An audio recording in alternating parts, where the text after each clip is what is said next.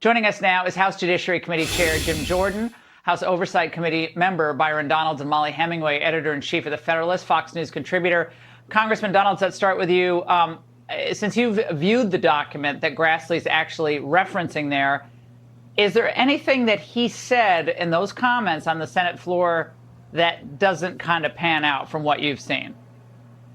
Laura, good to be with you. Look, I think everything that Senator Grassley says does pan out because the document does state that the Burisma executive actually has receipts. That's all it says, that he has information, but you just don't know what the information is.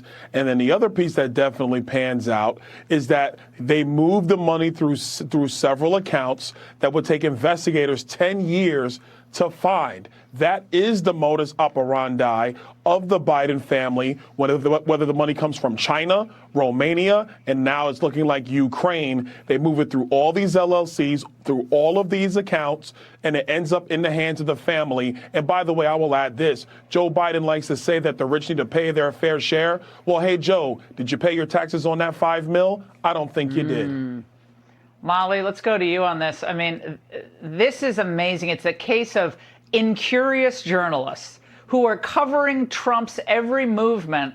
Again, like it's, 1994 and it's OJ, with Cato Kalin waiting in the wings somewhere. And yet here we have bank accounts. We have someone like Grassley making these claims based on what he understands of this record. And yet, where's the ABC, NBC? Where's the coverage?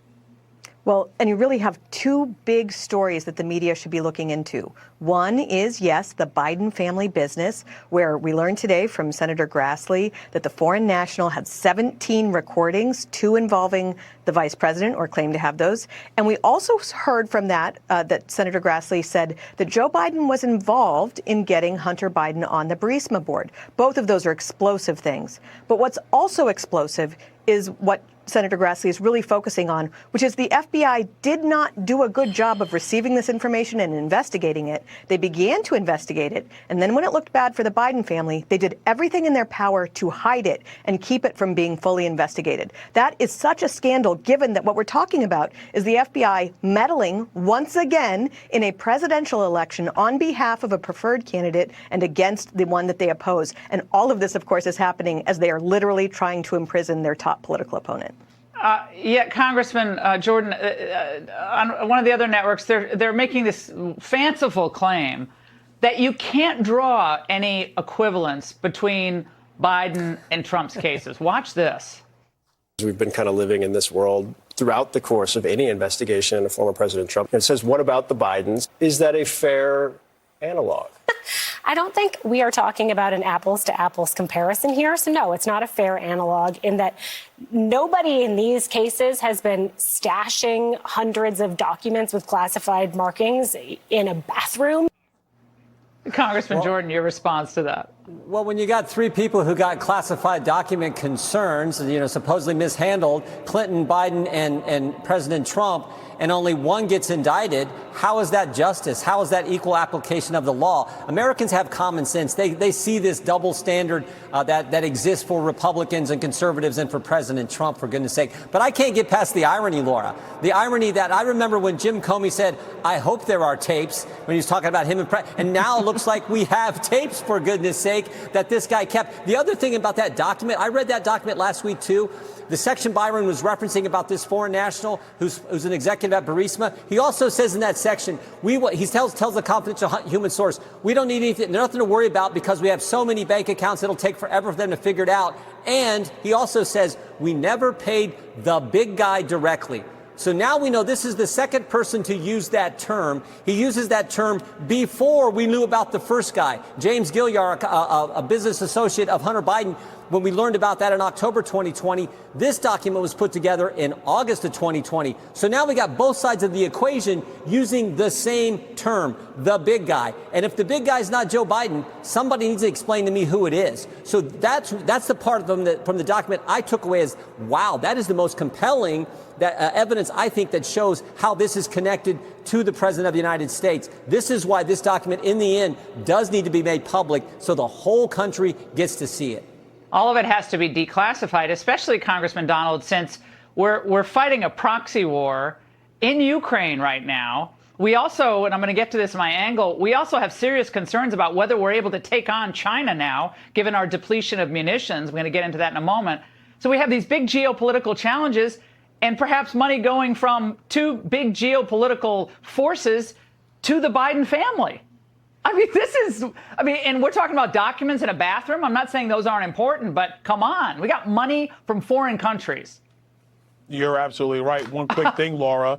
This FBI Doc 1023 is not a classified document. They made us review it in the SCIF, but that document is not classified. That's number one. Number two, I find it highly ironic that none of this ever sees the light of day with any of the members of the press, but the second they get a transcript of an audio recording, it is now leaked to the entire press. I thought that leaking information in a criminal investigation was against the law. That's what I heard a long time ago. I thought that's illegal as well. But here's the last point, and you're making a key point. The president and the president's family, and I stress, the president and the president's family have been shaking down foreign companies and foreign countries for a long time.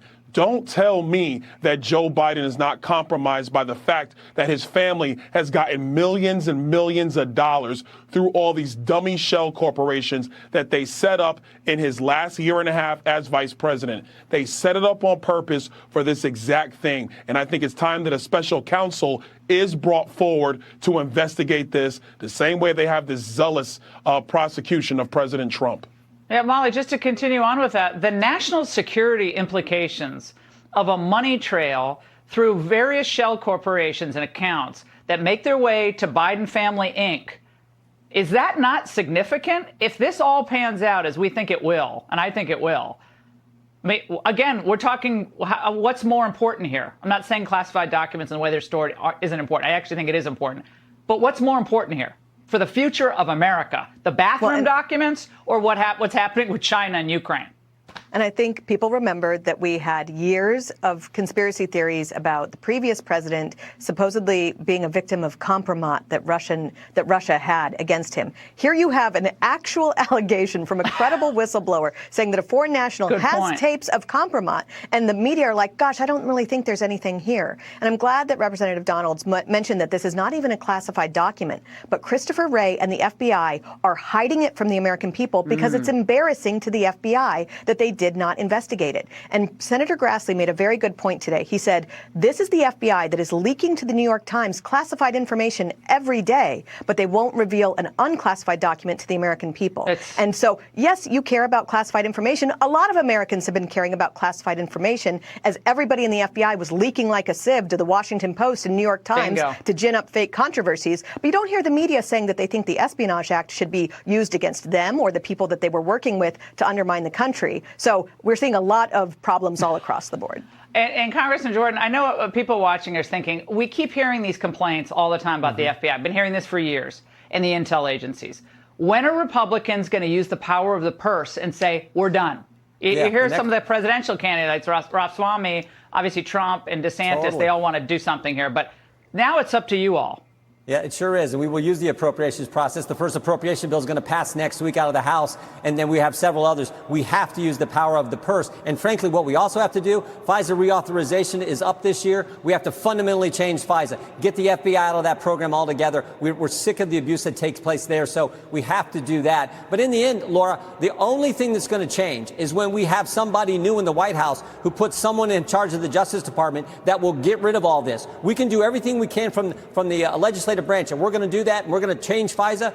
But in the end, you have to have an executive who says we will no longer have a Justice Department that targets we the people, that targets the American citizen. That is the only thing that's going to fix it. The press isn't going to cover it.